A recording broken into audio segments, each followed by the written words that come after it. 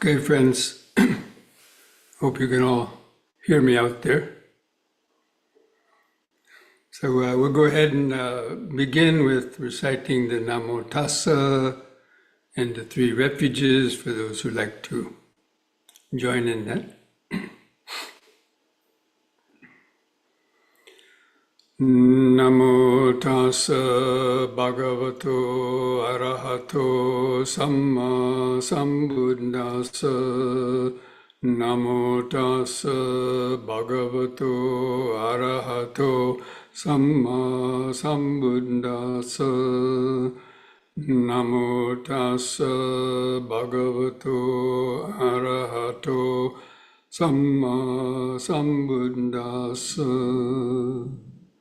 Buddhang saranang gacchami, Dhammang saranang gacchami, Sanghang saranang gacchami, Dutiyampi Buddhang saranang gacchami, Dutiyampi Dhammang saranang gacchami, Dutiyampi Sanghang saranang gacchami, Tatiyampi Buddhang saranang gacchami, Tatiyampi Dhammang saranang gacchami, Tatiyampi Sanghang saranang gacchami.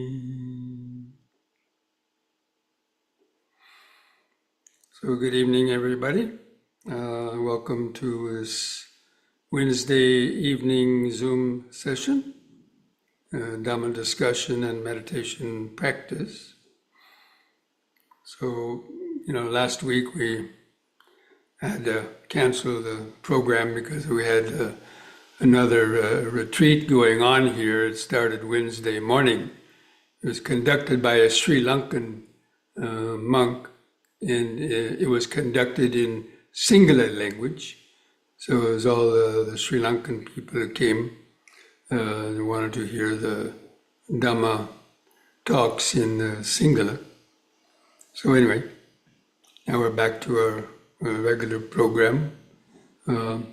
Okay, so I hope you all got the mailing that I sent out last week. Seems that something's going on with the mailing, that people got the mailing for some period of time and then sometimes they didn't get it and so on. So I'm not exactly sure what's going on with that. But anyway, I hope most of the time you're getting those mailings. So this week we're going to probably kind of finish up our discussion on the middle path and actually how Nibbana is also, the middle path, avoiding the extremes. But so far we've talked about, the Noble Eightfold Path being the external middle path. That means the way you actually live your life, like by following the precepts and to avoiding the extremes of sensual indulgence or inflicting pain on yourself or denying yourself any type of pleasure.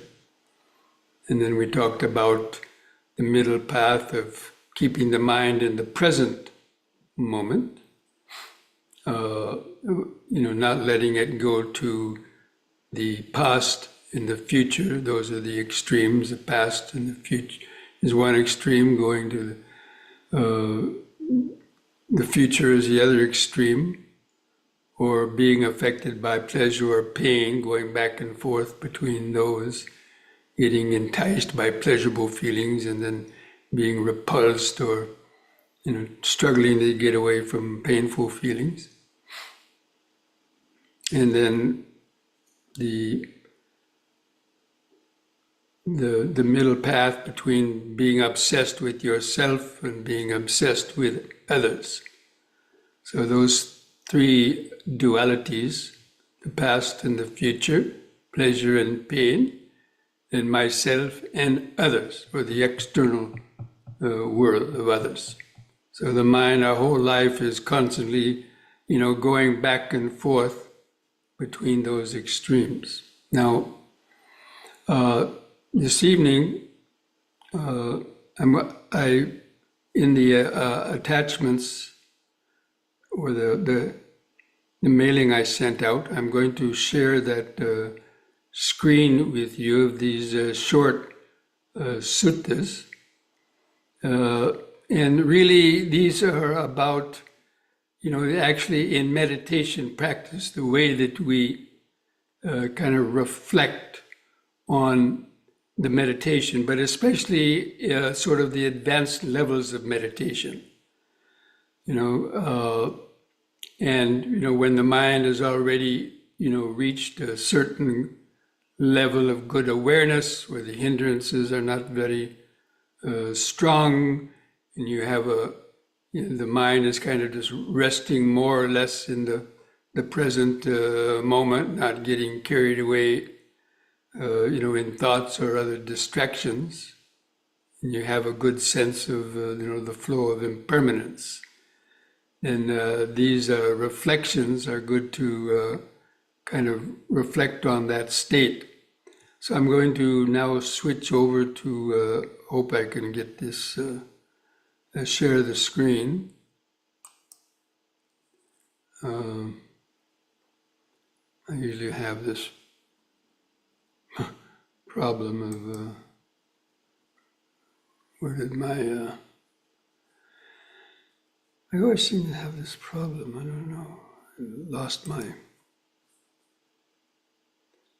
hold on. Okay.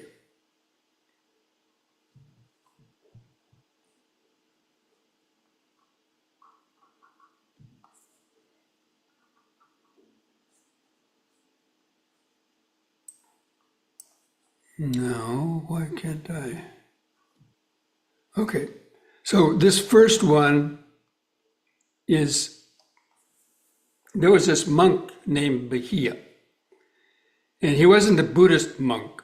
He was an ascetic, an ascetic monk, probably practicing the formless jhanas, because that's what most of those ascetic monks who belong to these yogic sects or sort of the Hindu religious sects, they practice these formless jhanas that we've talked about before. And so as he was meditating, a thought came into his mind. He was thinking, have I attained enlightenment? Because sometimes those formless states of infinite space, infinite consciousness, a person could get kind of misled or deluded, thinking that has to be, enlightenment, because, they might have the feeling of oneness and just the mind infinite, and not even a sense of self being temporarily gone. But so he wasn't sure if he attained full enlightenment or not, because he didn't have a teacher, around. And then a deva read this monk's mind and came to him, because devas have the ability to, come down and manifest in a form, a physical form, and to talk to people and so on. Or maybe just came to his mind. This deva who came into the mind of this Bahia. He said, "No, you're not enlightened." And he was kind of, "Oh, I'm not enlightened." This deva says, "I'm not enlightened." He says, "Well, how can I get enlightened?" And he said, "You better go ask the Buddha." And so somehow he made his way to where the Buddha was living at the time, near Savatthi. And the Buddha was going on his alms round.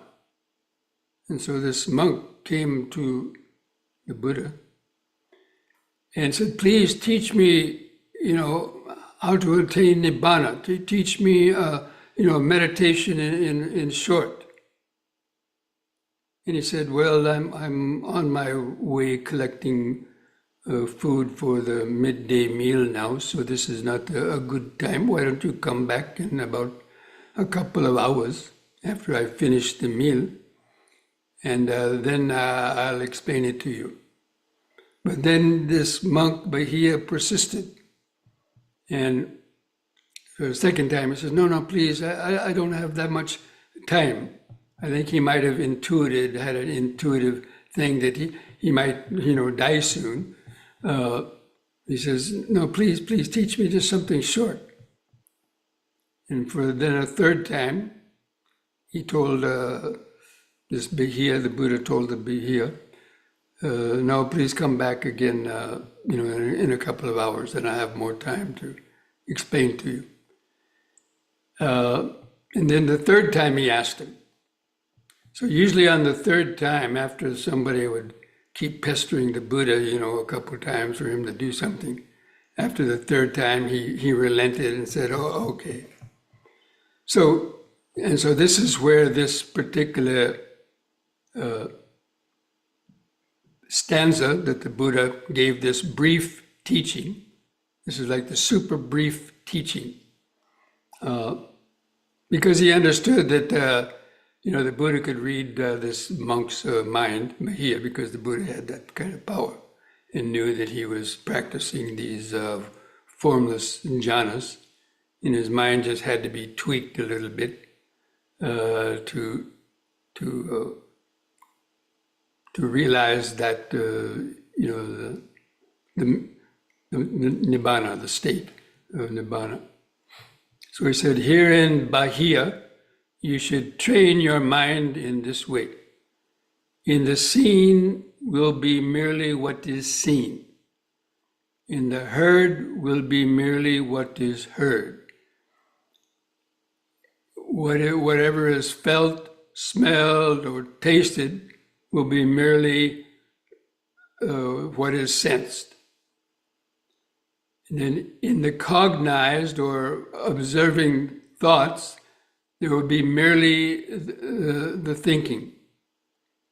Now, the meaning of that is that you're training the mind not to think, I am hearing something, or I am seeing, smelling, tasting, feeling, or I am thinking something.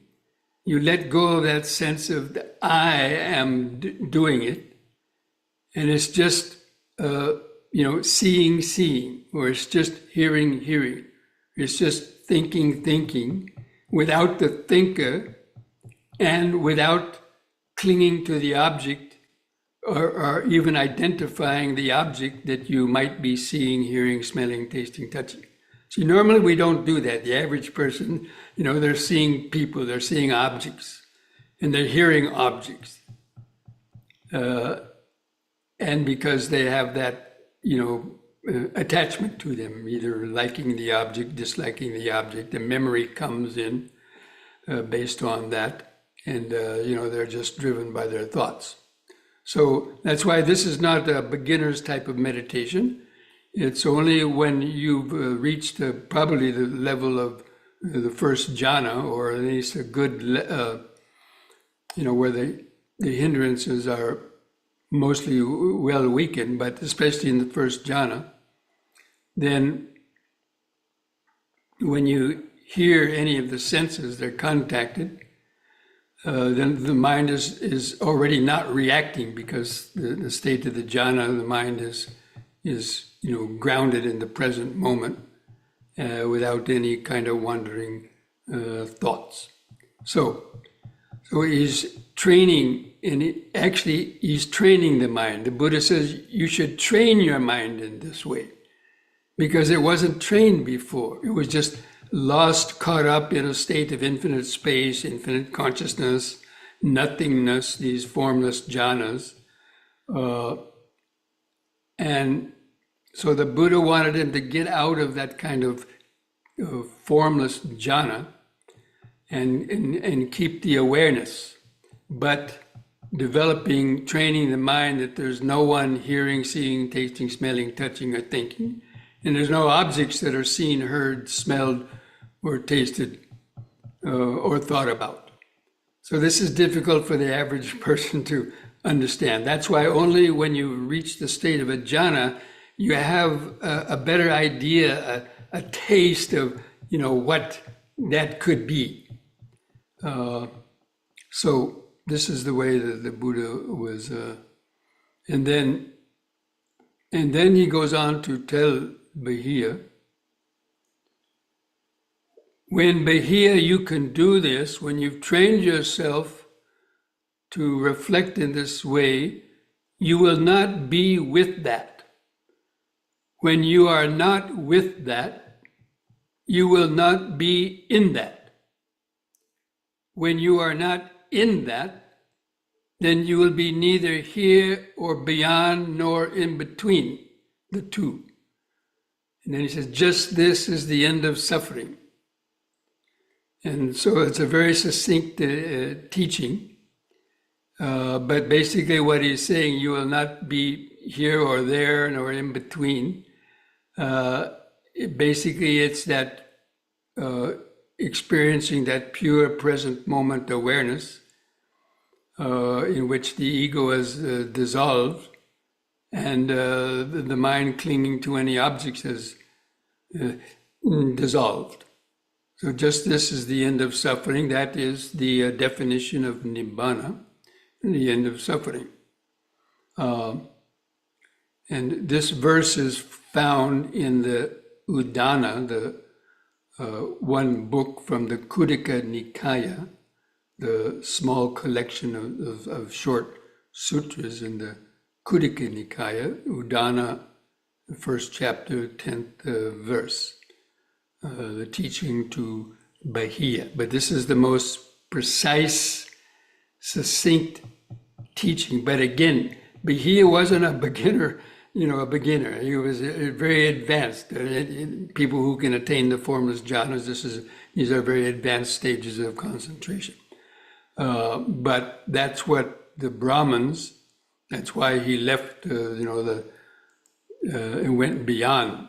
When he came out of those formless jhanas, his mind came back to the ego consciousness. And that's why Bahiya was thinking, is this enlightenment? Because he might have thought, well, enlightenment there's no ego in the enlightenment, in the full experience. So even when he come out, enlightenment is a permanent state. And so that's why he had those doubts, because when he came out of the formless jhana, when he lost that concentration, his ego consciousness came back. And that's what the Deva knew, that that he had not attained enlightenment.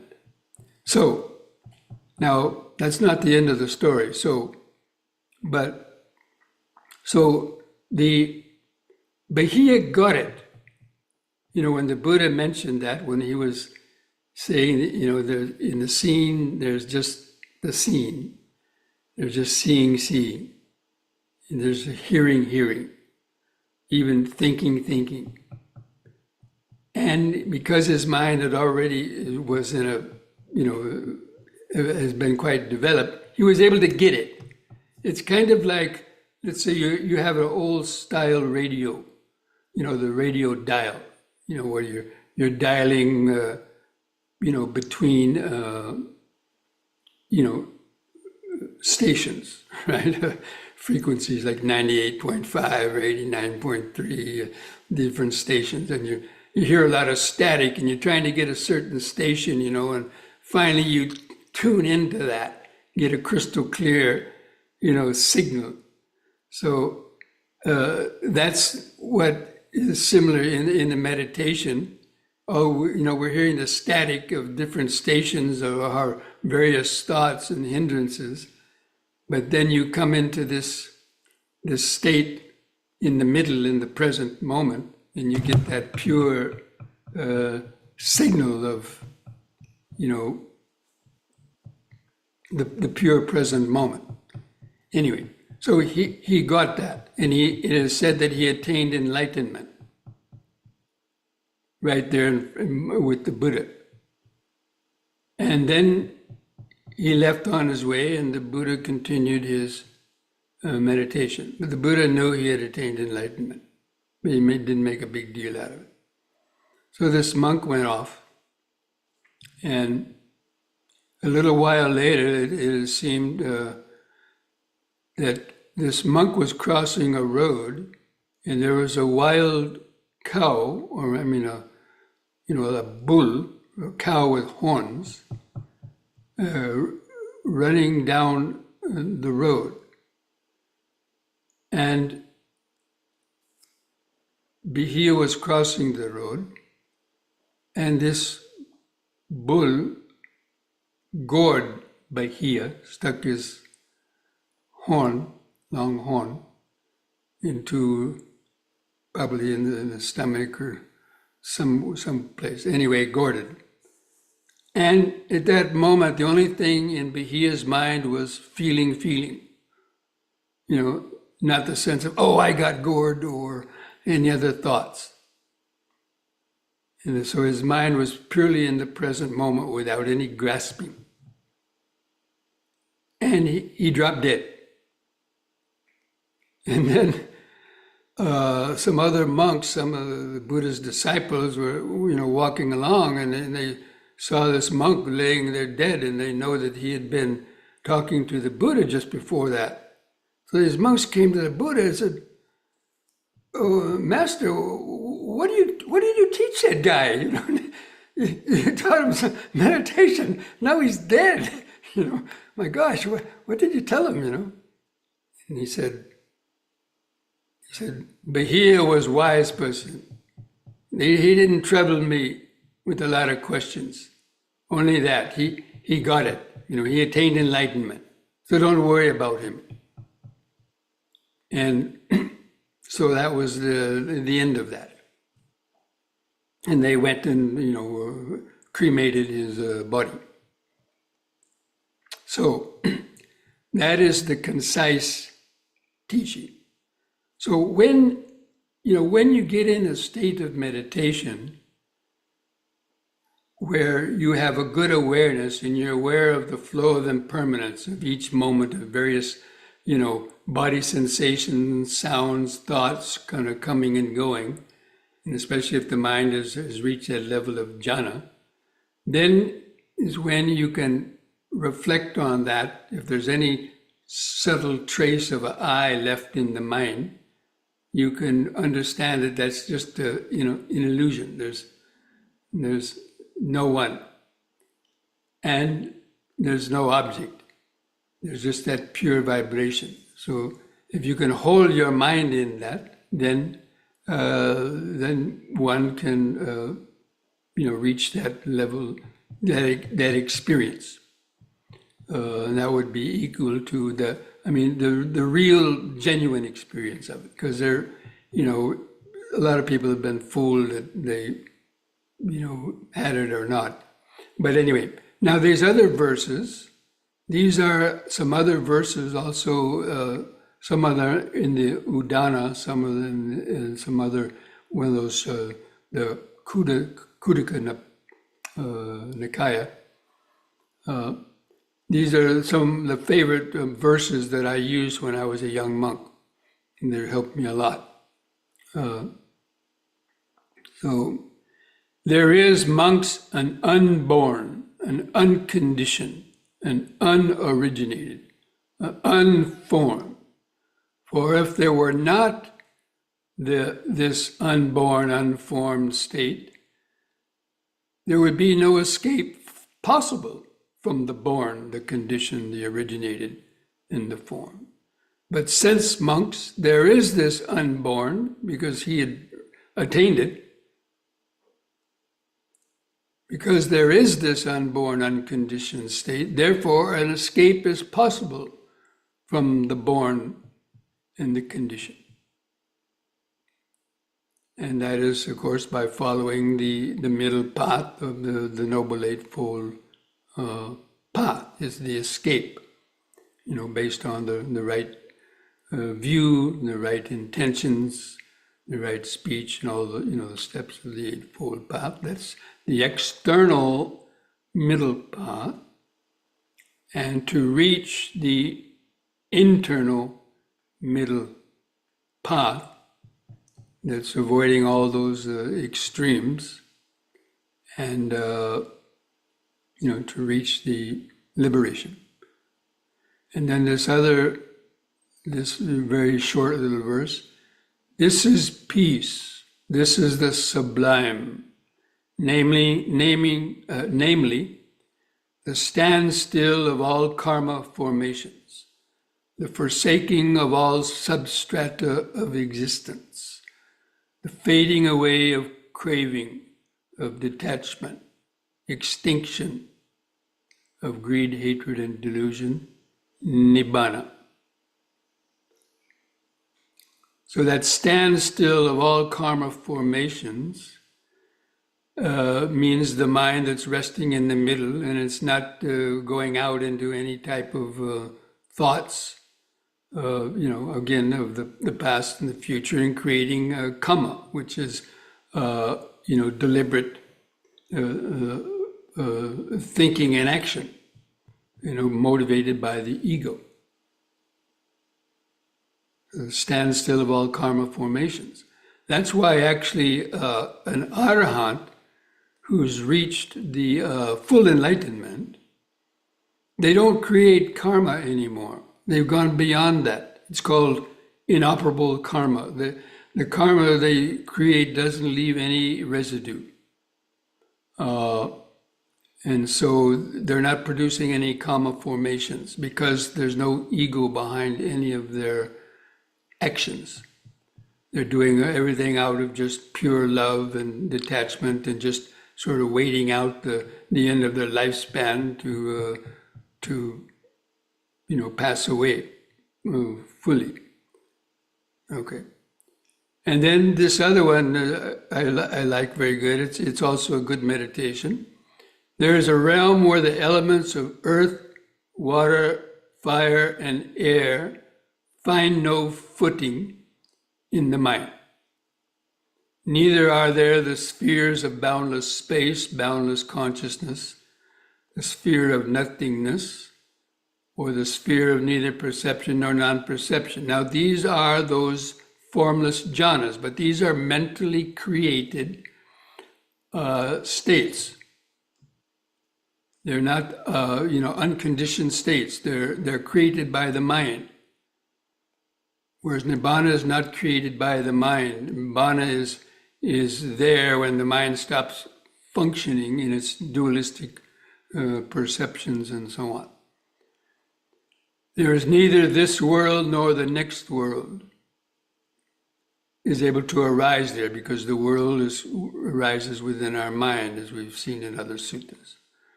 Nor is there the sun or moon. In this, monks, there is neither coming nor going or standing still, without basis, without support, without any mental function whatsoever. This is the end of dukkha, suffering.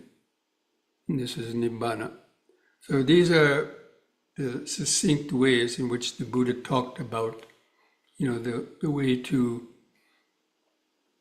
understand that state of mind. But until we've reached a very deep level of concentration, then it's difficult for people to try to wrap their head around those states of mind. That's why,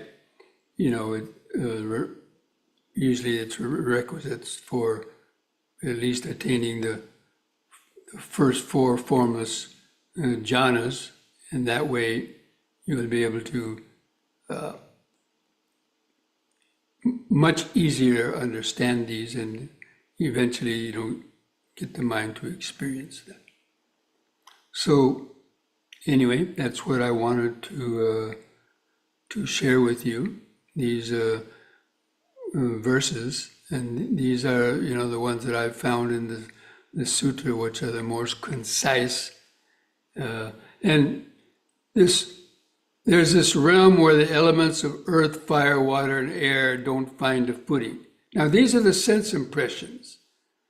And these elements of earth, fire, water, air, it's a little bit misleading. That's why I like to call them the vibrations of material vibrations, or the earth vibration, the water vibration, the air vibration, the heat vibration, rather than elements, because elements, people that are versed in chemistry and physics and all that, they're always talking about these elements, right? But unfortunately, the people that translated these Pali words for dhatus, chose the word element.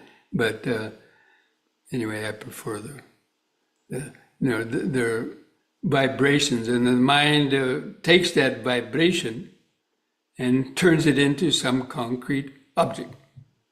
So the mind has stopped forming objects out of these earth, water, fire, and air vibrations. That are caused by the six senses. Okay, friends. So now we'll see if there's any. I'm going to go back to stop sharing the screen now, and then see if I can get my.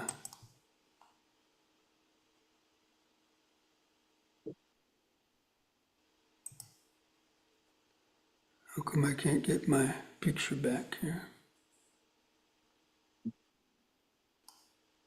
Wait. Wait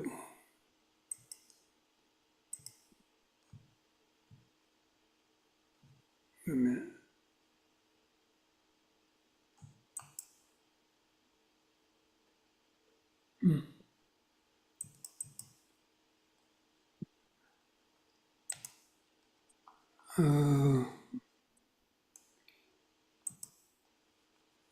What's going on here? Bear with me, friends. I don't have any of my tech people around. What's going on? How come it's showing this mountain? Oh, somehow it turned off my video. Okay. Okay. So let's look at the chat box here. Golden hand here. Okay, I'm going to look at these chats first, these chat boxes. At the previous session, you mentioned that the outline of the body is just a perception of aggregated feelings. But in the five aggregates, we have both form and perception. Well, the perception is the perception of the form. The form is the material aggregate. Perception is sanya. So there's five aggregates: material aggregate, feeling aggregate. Then the sanya is the perception aggregate.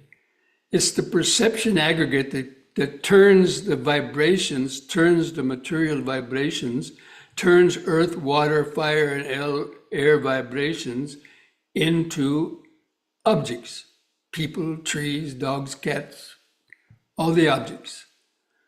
And it's doing that because it's feeling sensations coming from your head, your arms, your shoulders, your legs, your feet. And the memory, just like AI, is tying all those together, and then the perception pops out. That's my sitting body. So that's why it's the perception. It's the perception of the feelings and the form and the feelings, the material vibrations and the feelings. Yes.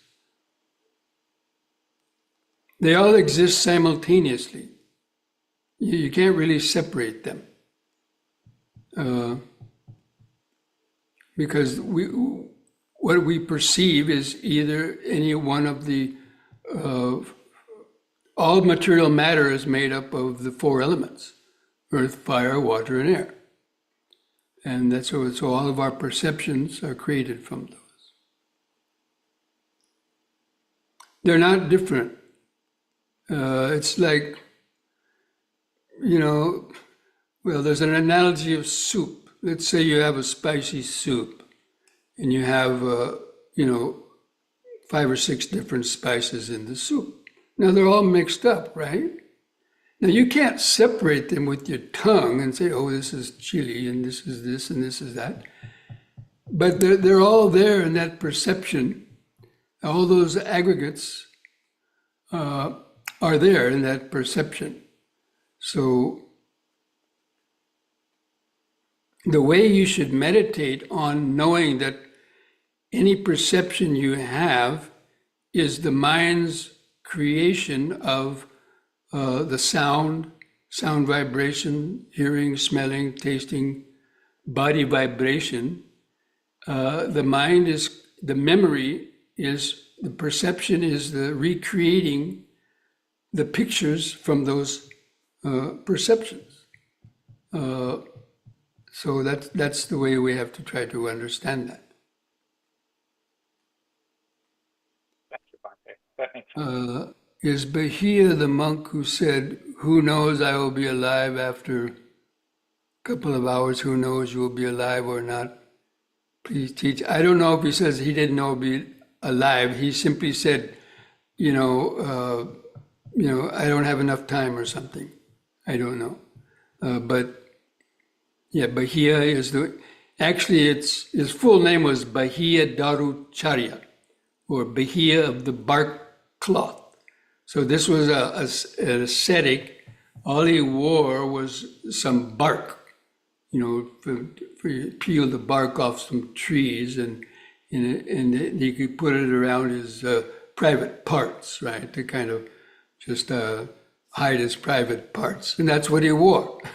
So that's why he was called Bahia Darucharya, Bahia of the bark cloth. He was a, you know, ascetic.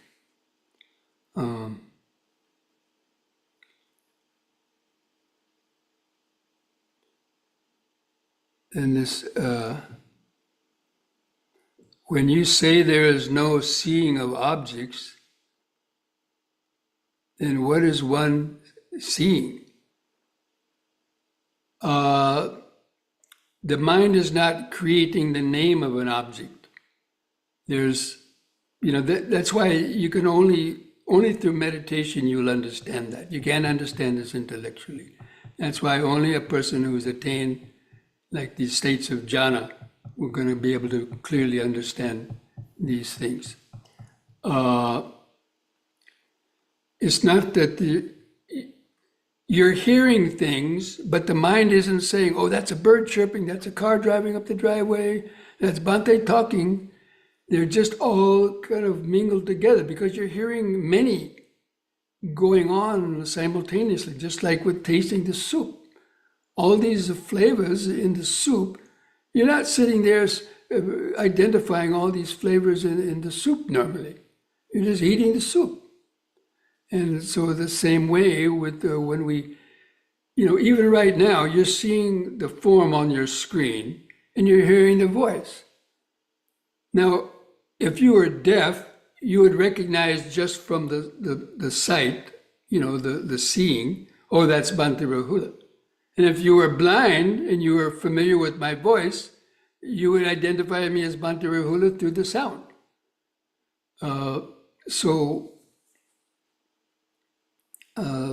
You know, that's the way we have to try to analyze and understand the role that different senses play.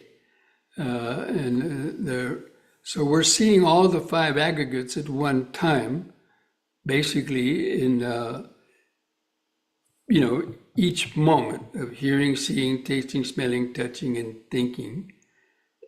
I mean, that is if it goes that far. But now when you attain jhana, the thinking stops and you're no longer paying attention to other objects.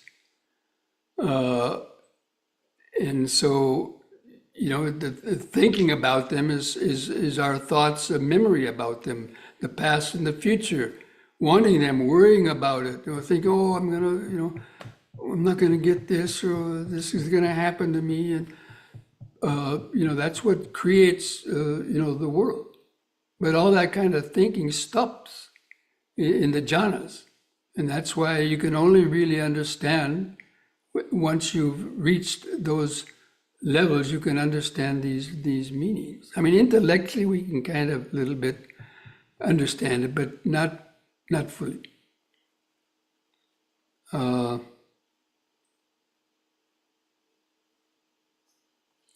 Now, of course, you can say we're seeing an object, but okay, but we know that this is being created by our brain. You know, the object is being created in the brain. That's why the Buddha, in his other statement, you know, he said, the world, the arising of the world, the ceasing of the world is right within this 5 or 6 foot long body with its nervous system, you know, sense organs, nervous system, memory, and the ego consciousness. All of that together is what is creating this movie. Right now, you're just watching a movie of your mind. It's the mind doing that. Because look at you tonight when you dream, you can have vivid dreams, but that's going on in your mind, right? So our waking state is just a permanent kind of dream. You know, people have dreams, they wake up sweating, or shouting, or seeing monsters, or, you know, getting chased by whatever. And that's your mental world.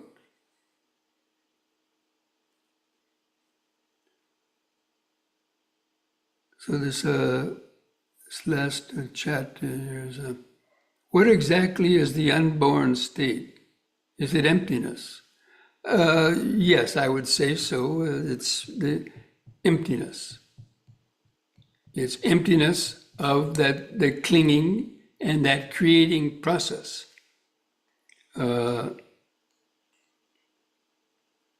So that is what is born. And originated and compounded, because it's compounded out of these 5 aggregates, and especially the ego consciousness. So, and again, only when you've developed a deep state of concentration and insight, are you going to really understand that on the deeper level. That's why, you know, there's 3 levels of wisdom. First, the intellectual wisdom is what, you know, reading the sutras and discussing like this and kind of, you know, intellectually. But then afterwards we sit down to meditate. Then we're meditating, and then we're reflecting on these things. And you get little insights, or you go on thinking about it. In a meditation, even you can think about it, even in meditation, a kind of thinking, what's called the Dhamma Vichaya, the investigation of Dhamma. And that produces deeper level of understanding. And then at some point, the mind will open up and let go of that last trace of any clinging to any of those dualities, past, future, pleasure, pain, self, others, and reach that state of just pure formless awareness, or you can call that emptiness, being empty of self. So, okay,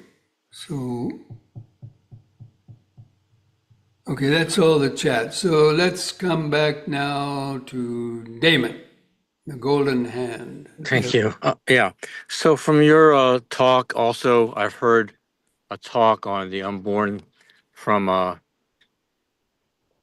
the Samedo at Amravati, and he gave the example of, you know, the new monks there are meditating, and they hear like the lawnmower going on outside on the lawns of the monastery, and they start thinking to themselves, you know, oh my God, how am I going to get to Nibbana with that noisy thing? I need my quiet. I need my this, my that. So he says that that, of course, is a very conditioned kind of response.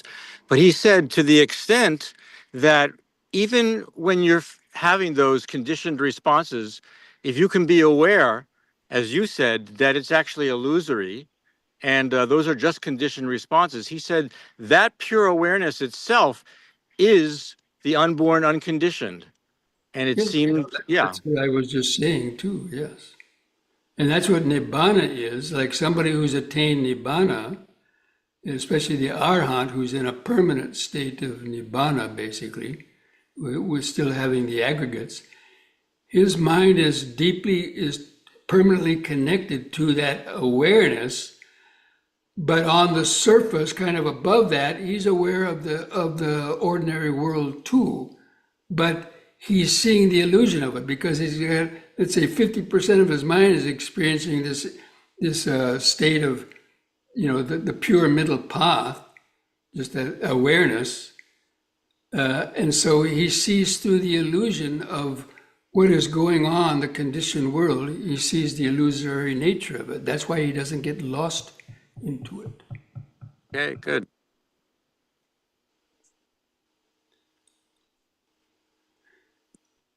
So anybody, any other questions?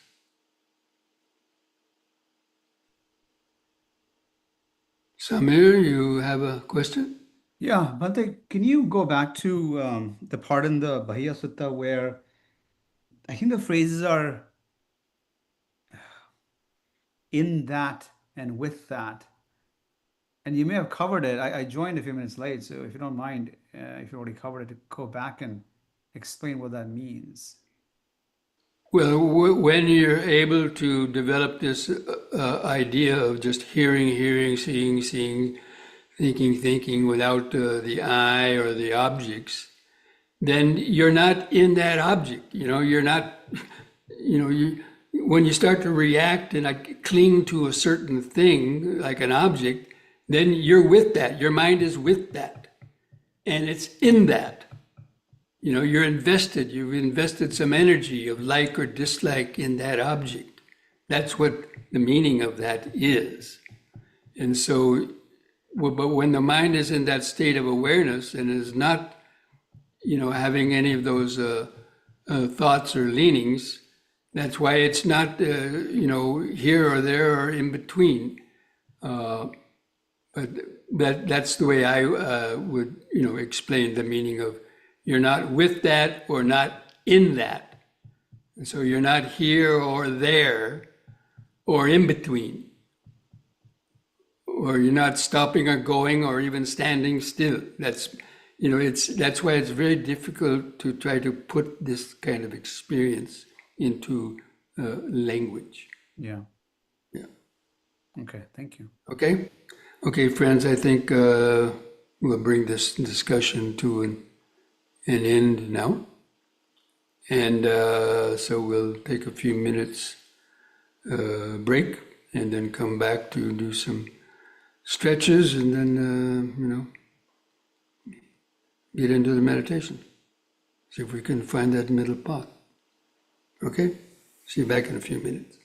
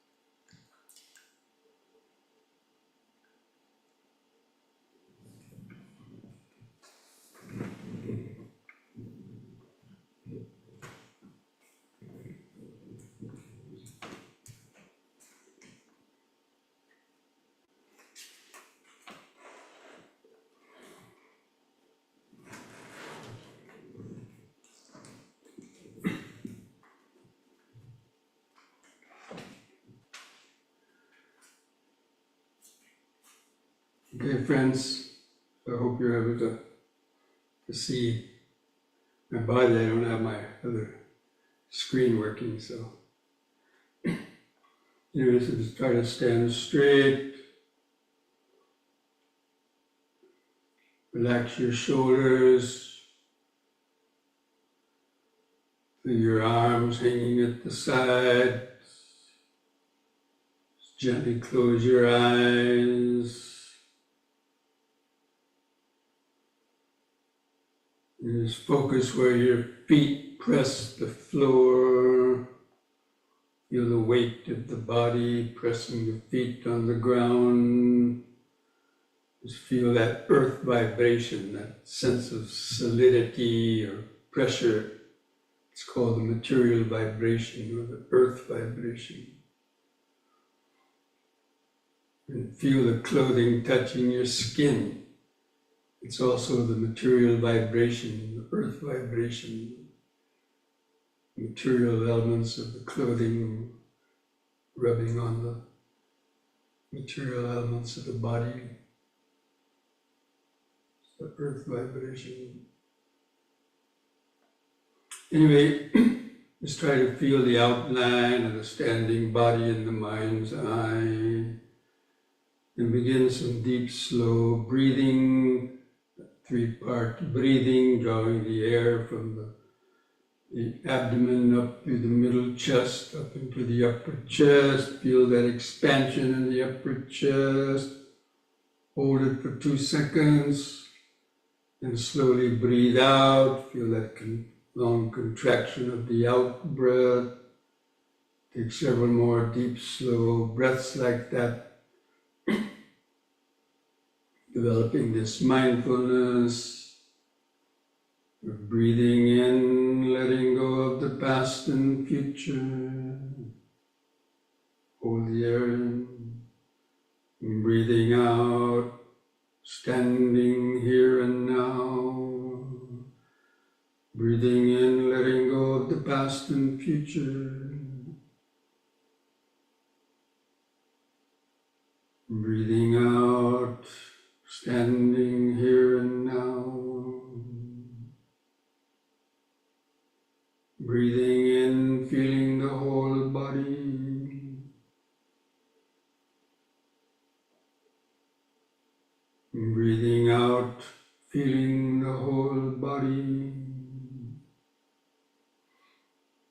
Now we're going to combine this breathing with these movements. Do the movement while breathing in, holding that position for 2 seconds, returning to the starting point, the opposite direction on the out breath, repeating each one 3 times.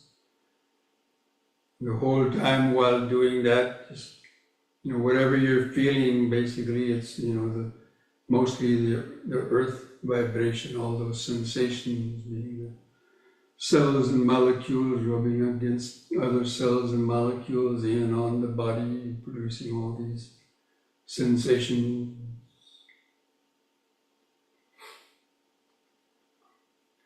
So on the next in-breath, raise the arms over the head, interlock the fingers, turn the palms up, straighten the arms, stretch your head back, stretch up, feel the sensations, release the fingers, the out breath, arms back to the side, feel the air going out.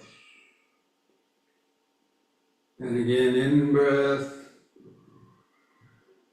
feel the air vibration, stretch up, earth vibration, out breath.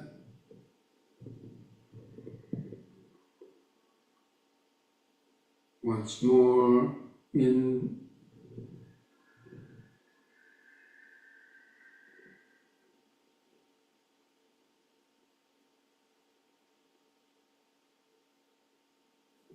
Out. Feel the air go out as the arms come down. You relax. Keep feeling the body, feel the increased body sensations. Especially the clothing touching the skin, the the subtler pulsations under the skin, the prickly sensation, itchy sensation. Just letting go of your thoughts. Just remember standing, standing. And feel the outline of the standing body. In the next in-breath, lift up on the balls of the feet while raising the arms over the head in this way. Face the hands toward each other, keeping them about 6 inches apart. Stretch up. In the out-breath, arms back to the side. The heels come back to press the floor. Again, in-breath, use the in-breath, the air element to lift up the body.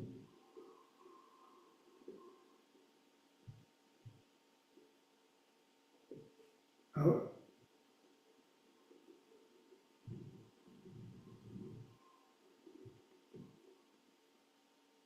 In. Stretch.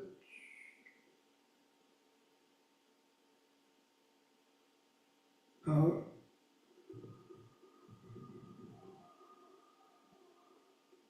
Relax. Keep feeling the body, the head on top, arms at the sides, feet pressing the floor, clothing touching the skin. Hold that outline of the body in the mind's eye, the eye of awareness.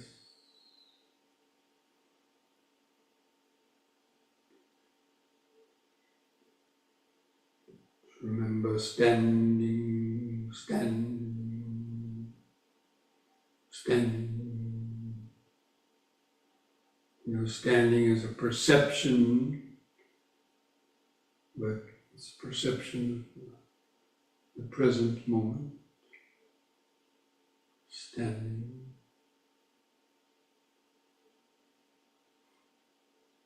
Okay, next we'll do the side bending.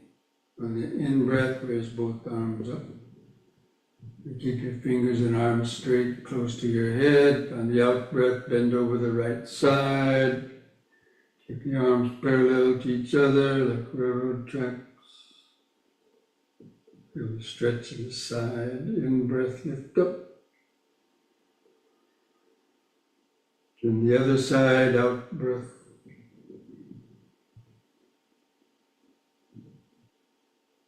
In-breath up. Again to the right, out.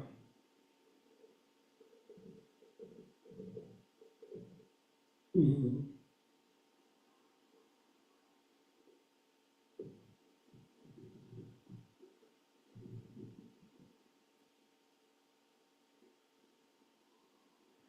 Once more to each side.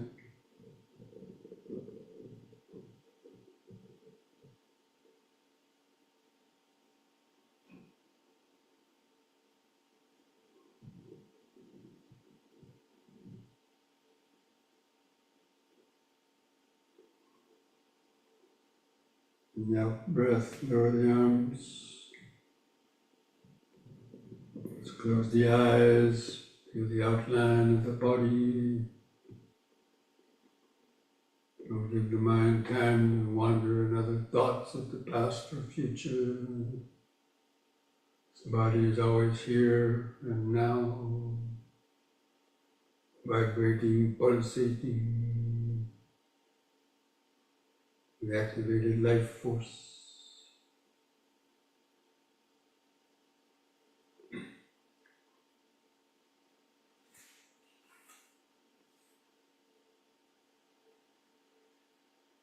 Remember standing, standing.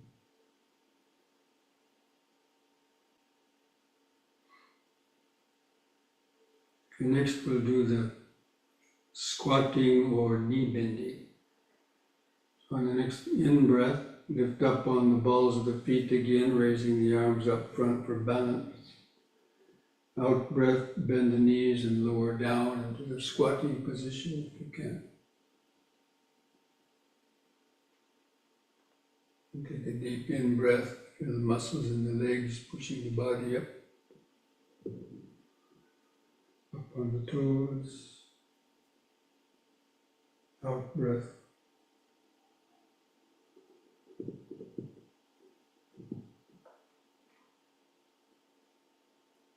In.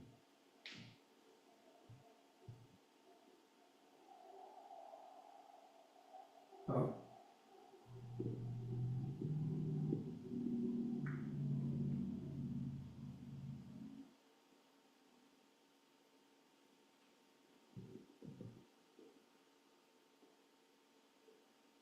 Relax. Feel the increased heartbeat, for the pulsations.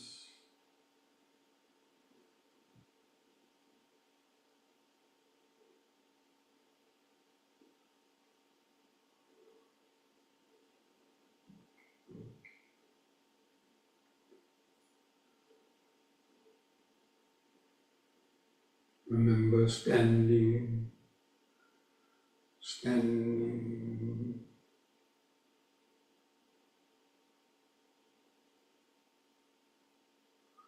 Present moment, body-centered awareness, middle path awareness.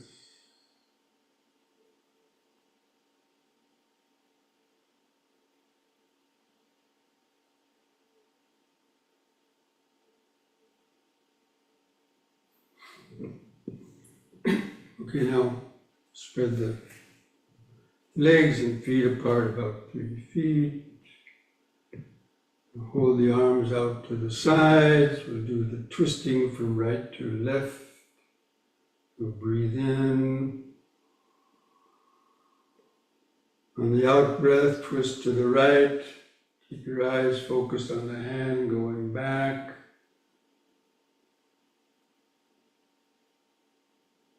In breath, back to the front. Let your feet turn with the body and twist to the left side, the out breath.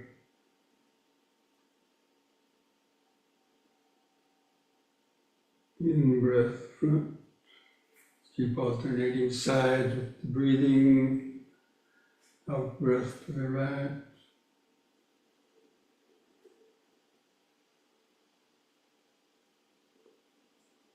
In left.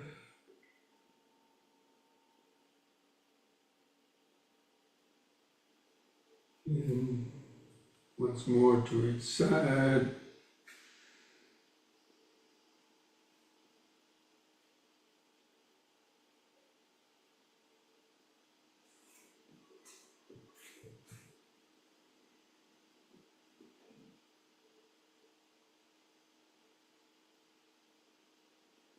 Come back to the front, lower the arms, feel each foot pressing the floor, feel the arms and hands hanging at the sides.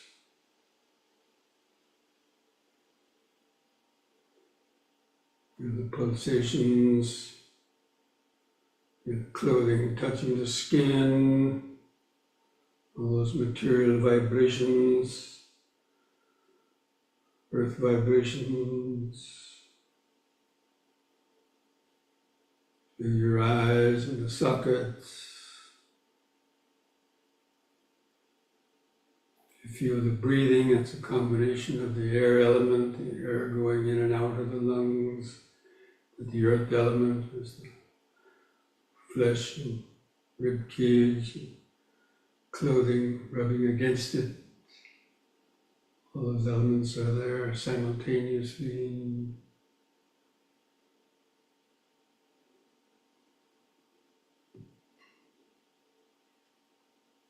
True vibration, breathing is a perception.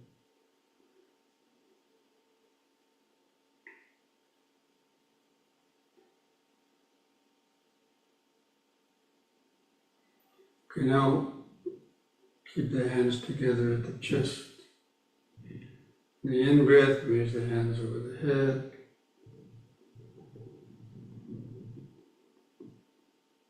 On the out-breath, lower the hands to the chest and bend your knees and lower down. Feel the stretch in the hips and knees. And keep your back upright.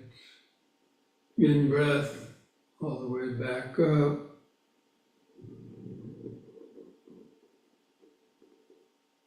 Out-breath, try to come down a little more.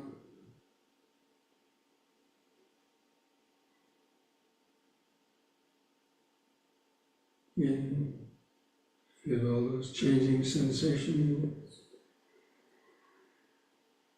Third time.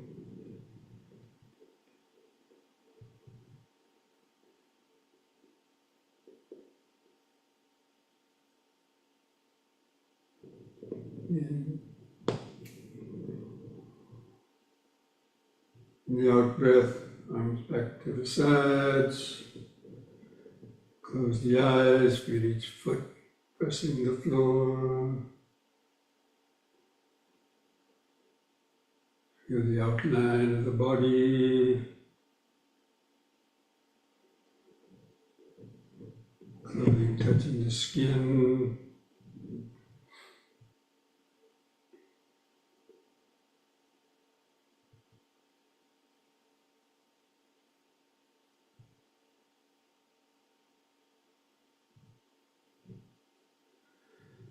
Now bring the legs and feet closer together.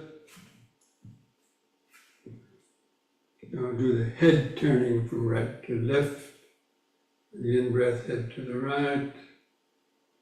Look over the right shoulder. You have a stiff neck, just be careful. In the out-breath, turn all the way back to the left. Look over the left shoulder. In-breath, right. Feel the neck vertebrae loosening up. Out-breath, left.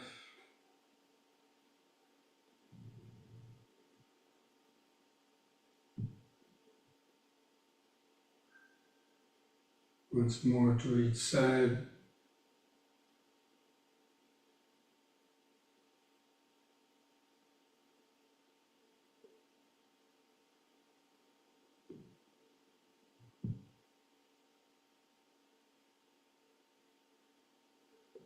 And let the head stop in the middle.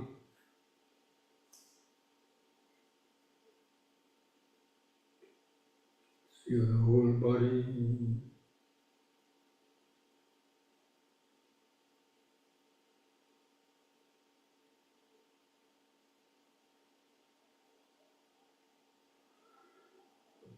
Okay, now just one last exercise, the backward and forward bending. Turn your palms facing outwards so the little fingers touch together. On an in-breath, raise the hands up level to your eyes. Begin spreading the arms out to the side as you bend back on the out-breath. In-breath, carefully lift up, keeping the arms out at the sides. And on the out-breath, lower the arms and hands down towards the floor, so you can touch the floor. Try to keep your legs straight.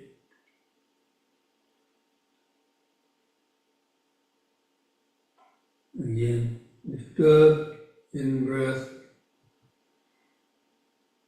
out-breath, bend back.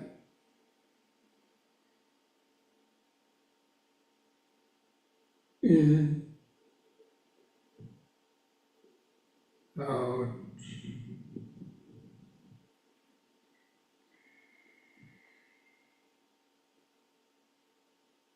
Once more, in.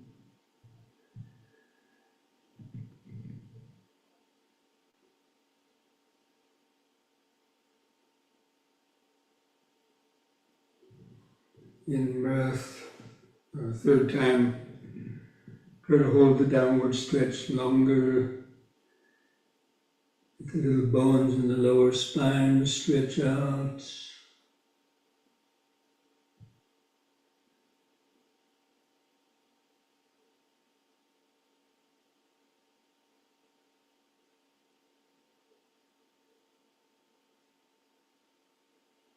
Begin lifting up. Breathe in, hands together at the chest. Out breath. Feel the whole body vibrating, pulsating with activated life force awareness. Present moment, body centered awareness.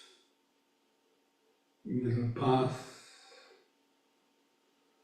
Starting point for any deeper meditation.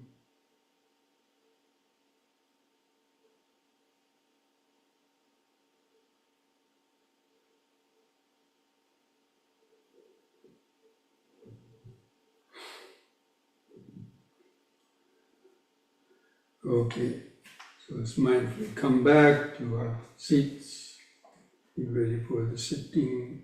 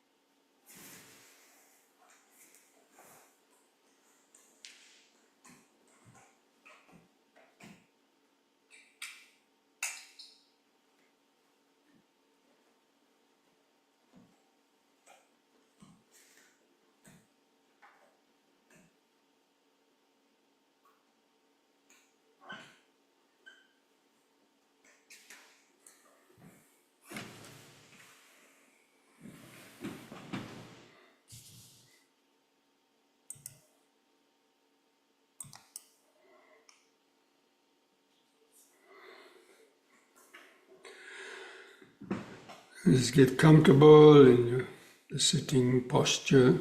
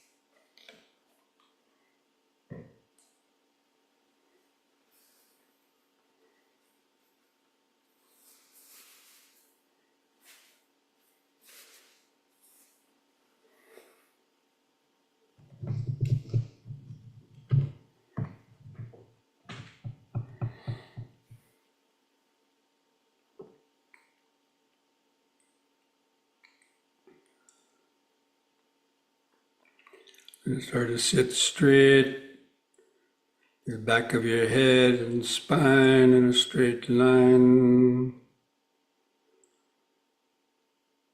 Try to find that center of gravity, that tipping point where you could either tip backwards or forwards, keeping the chin lifted up level with the floor.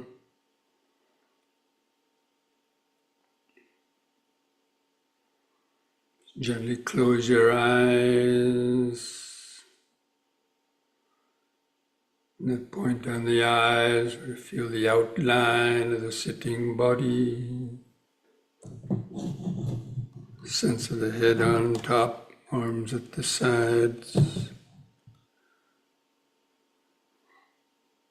buttocks pressing the seat, legs tucked underneath.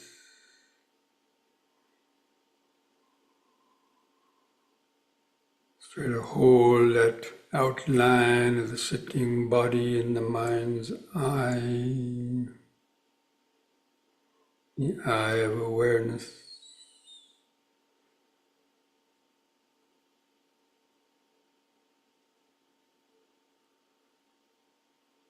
Feeling that collage of sensations from your head, arms,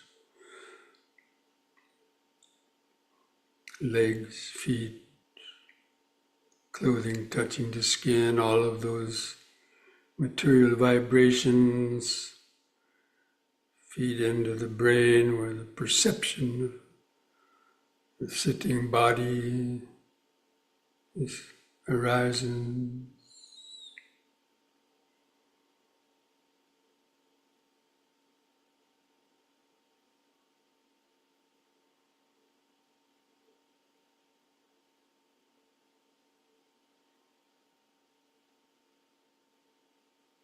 The perception of material vibrations are basically fused together. You can't really separate them. There's no body without perception. There's no perception without the body, material vibration.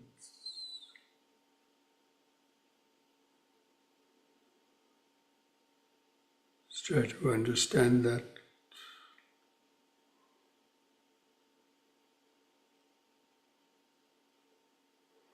Now begin some deep, slow breathing again to feel that air vibration coming into the lungs,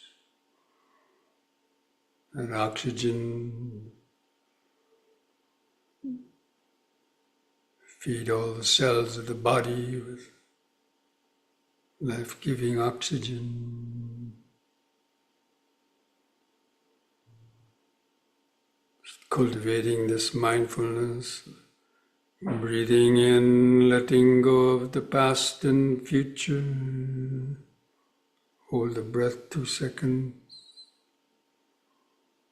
Breathing out, sitting here and now. Feel the last bit of air go out. Breathing in, letting go of the past and future.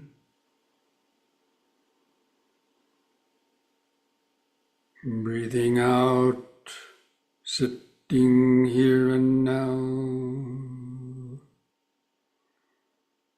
Breathing in, feeling the whole body.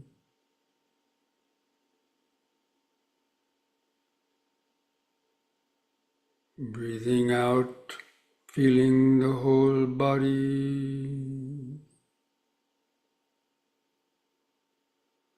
Now we're going to try counting our breaths from 1 to 10 to develop a more continuous concentration on the breathing.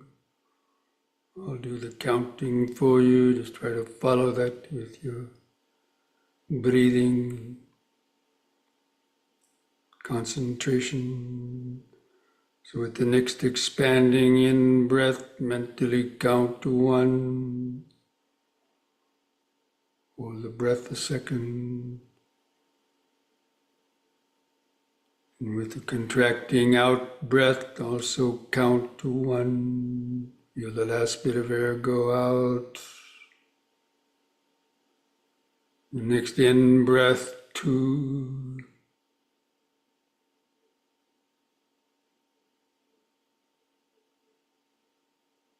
Out breath, 2.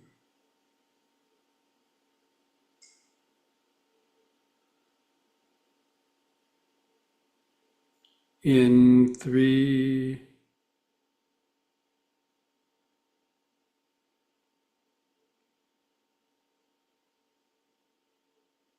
Out 3.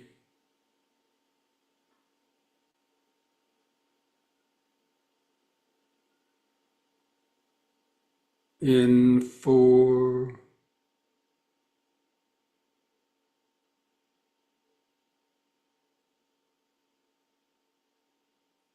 out 4,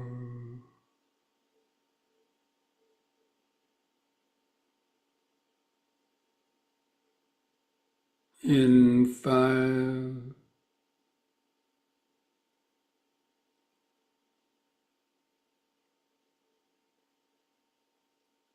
out 5,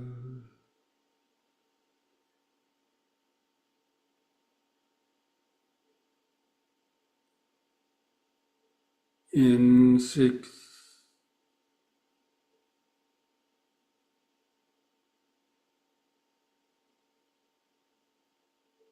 out 6,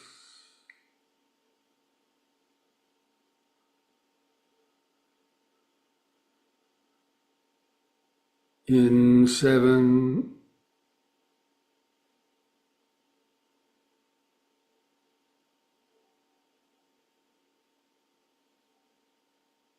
out 7,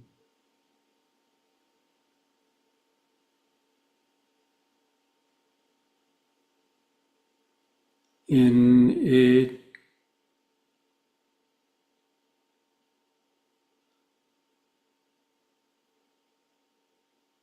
out 8,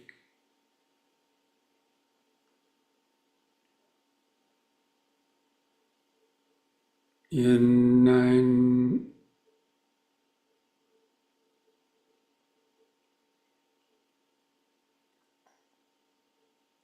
out 9,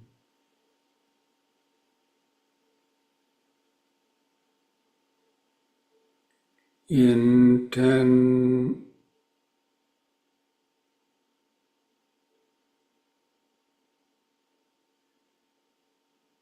out 10. Now as the breath goes out, follow that down to the in. Feel the breath stop. Let there be a little pause. And just let the breath come back in under its own power. Don't control it anymore. Keep your attention focused there in the center of the body. You feel the residual or shorter expanding and contracting sensations.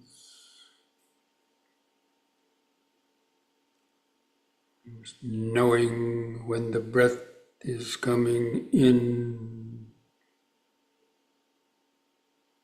and knowing when the breath is going out.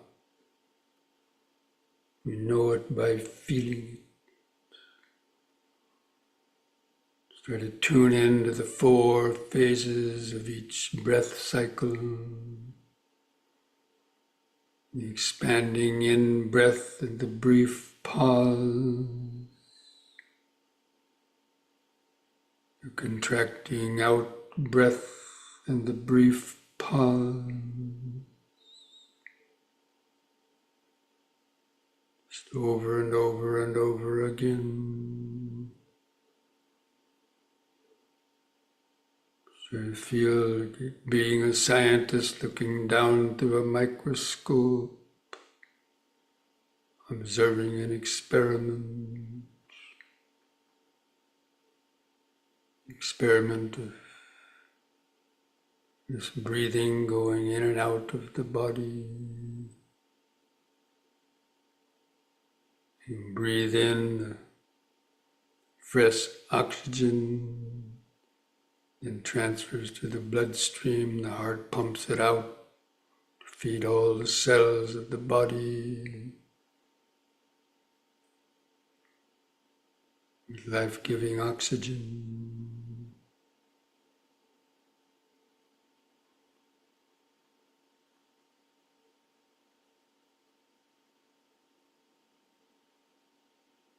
From the moment you are born to the moment you die, this breath has been going in and out like this millions, even billions of times. But we hardly ever know it.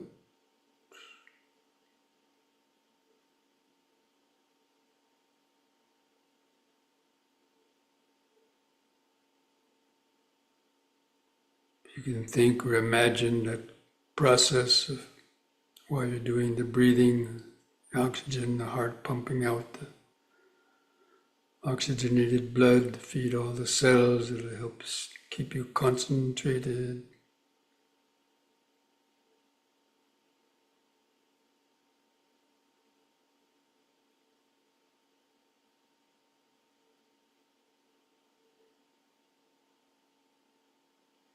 And to help remember, you can use these brief reminders. In, sitting, out, out, sitting, so breath by breath, moment by moment, just feeling all the constantly changing sensation. There's different earth vibrations, clothing rubbing against the skin, any perceptions in the mind.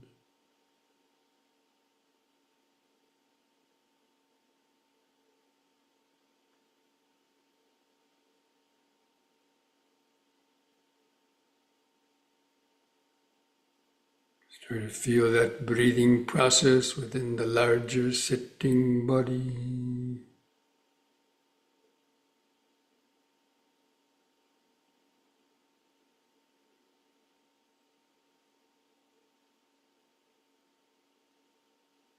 Just letting go of your thoughts. Just let your thoughts come and go in the back of the mind. Keep the breathing body in the front of the awareness.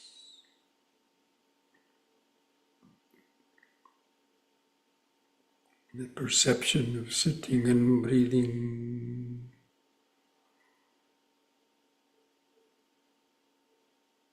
The ongoing, continuous present moment.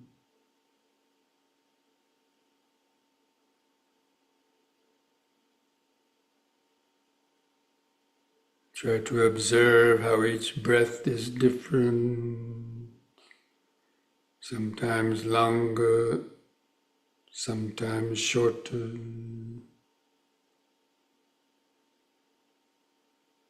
Sometimes you feel the breathing more in the abdomen, other times you feel sensations in the chest.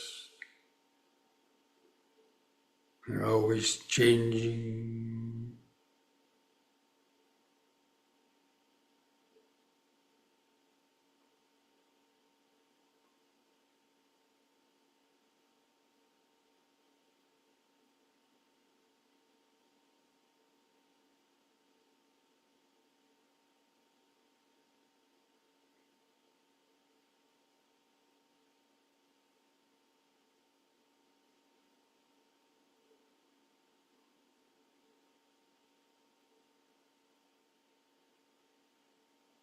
Especially notice those brief pauses between the breaths. During those brief pauses, feel the subtle vibrations of the sitting body.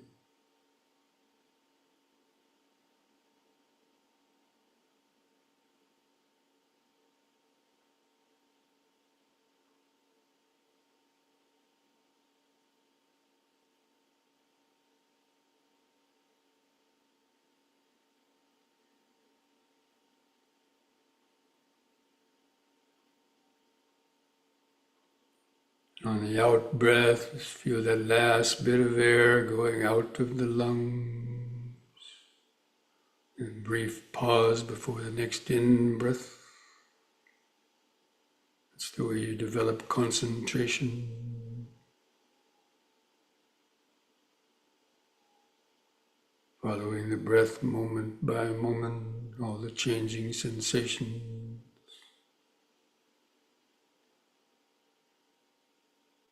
Not giving the mind time to wander away in other thoughts or to go to sleep.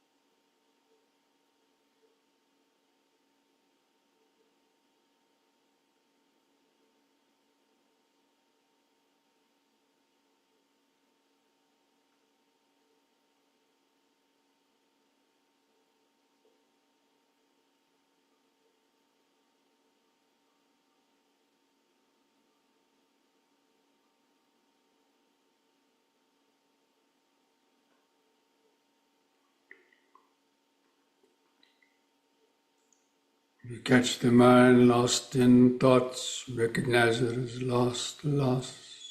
Take a deep, slow breath. Bring the mind back into the body.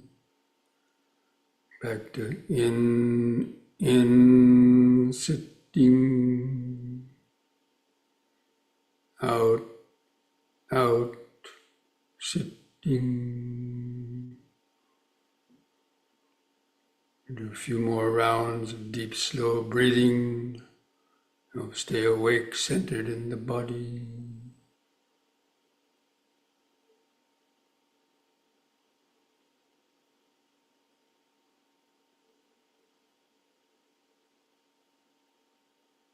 Feeling all the different changing sensations.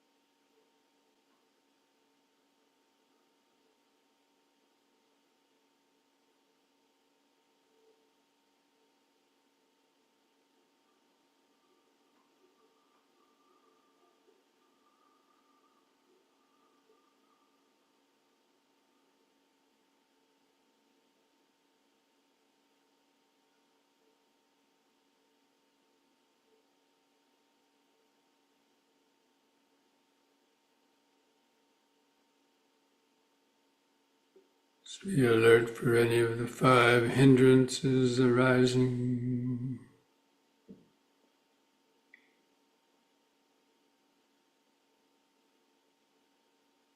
Recognize the 5 aggregates. If they hold the mind,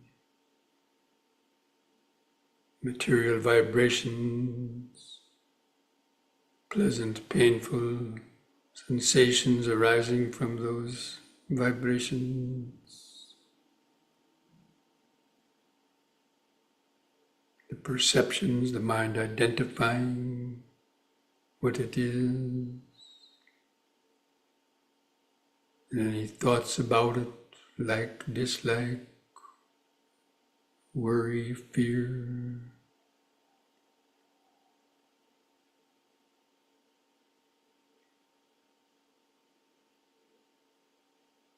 The thoughts of yourself, the ego consciousness, I, me, or mine.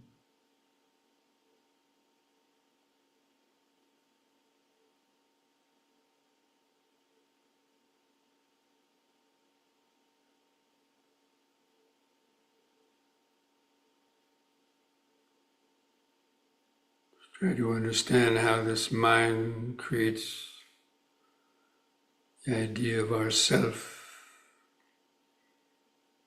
in this world through that 5 aggregate process.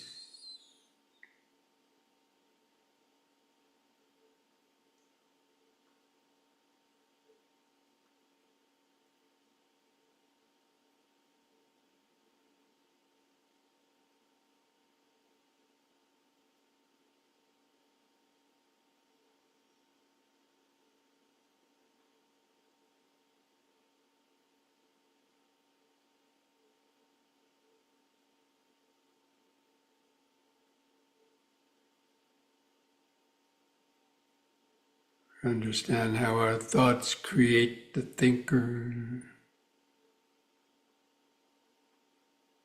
or memory and thoughts. The mind creates the idea of ourself in this world.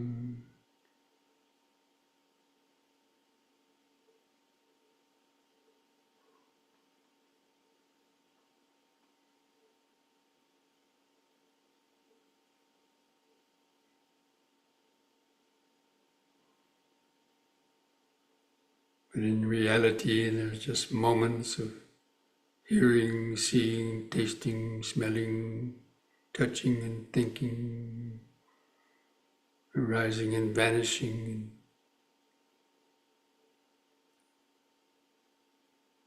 very quickly. Process of impermanence.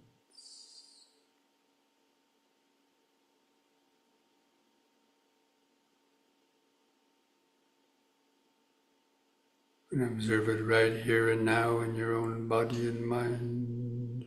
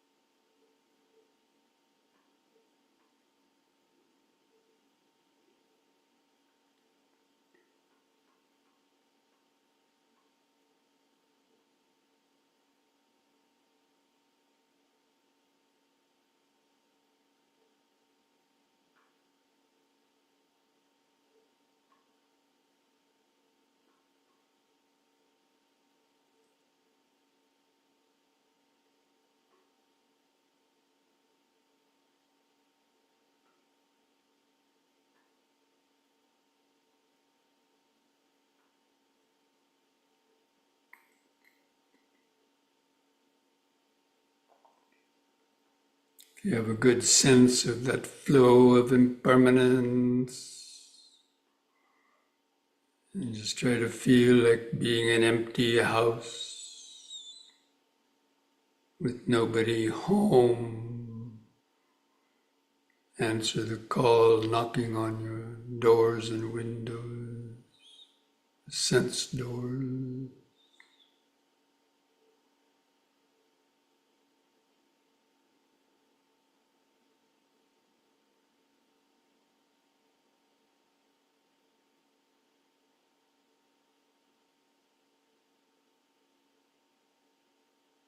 Just moments of hearing, seeing, tasting, smelling, touching, and thinking, arising and vanishing.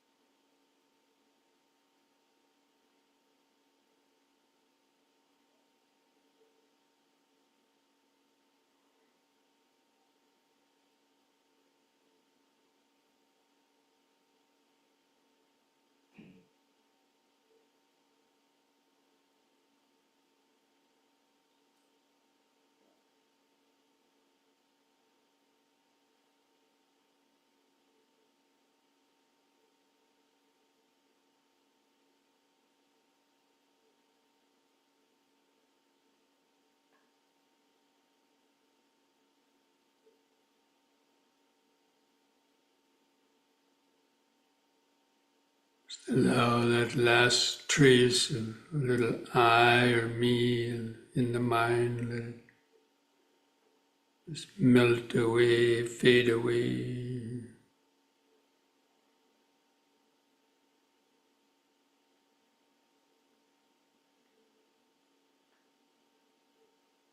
That flow of impermanence.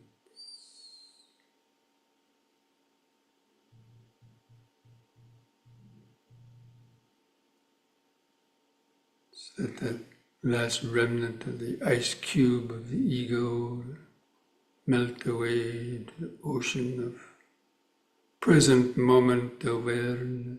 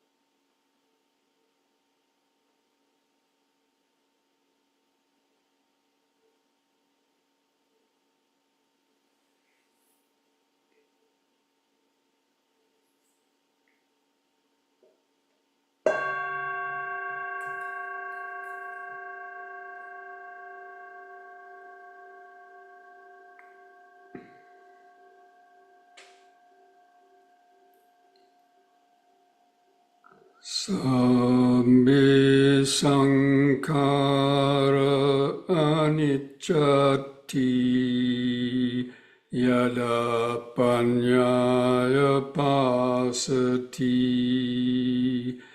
atanibindati dukhi esamango visuddhiya dukkha patacani dukkha bhaya patacani bhaya sokha patacani sokha hontu sabbe pipanino.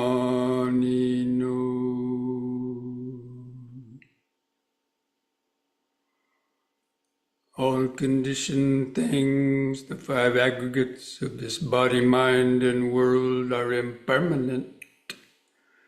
They arise only to briefly last, then vanish.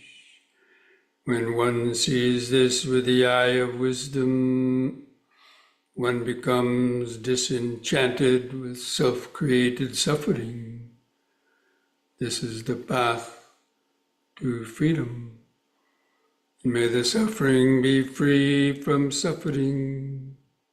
May the fear-struck be free from fear. May the grieving be free from grief. In this way, may all beings live with mindfulness and wisdom. And thus spoke the Buddha.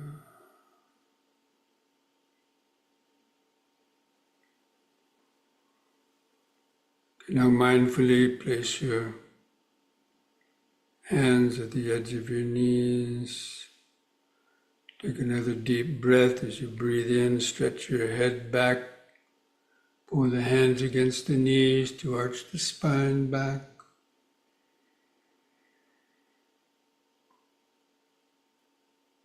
And lift the head up on an in-breath. On the out-breath, press the chin to the top of the chest.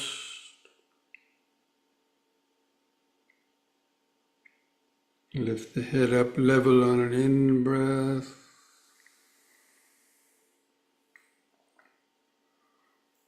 Now to finish, I invite you to join in chanting the word sadhu 3 times slowly. We do that chanting on a long out-breath.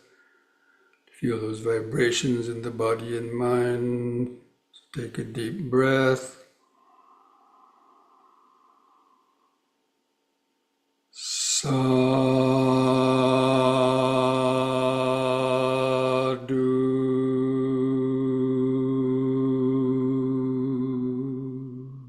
Breathe.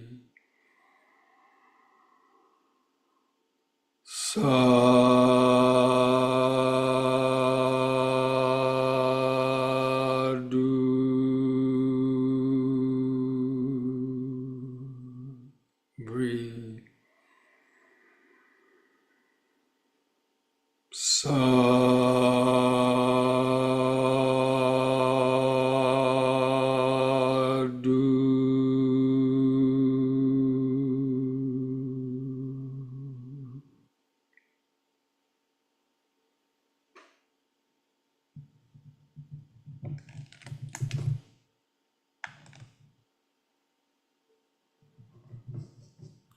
Okay, friends, this brings our evening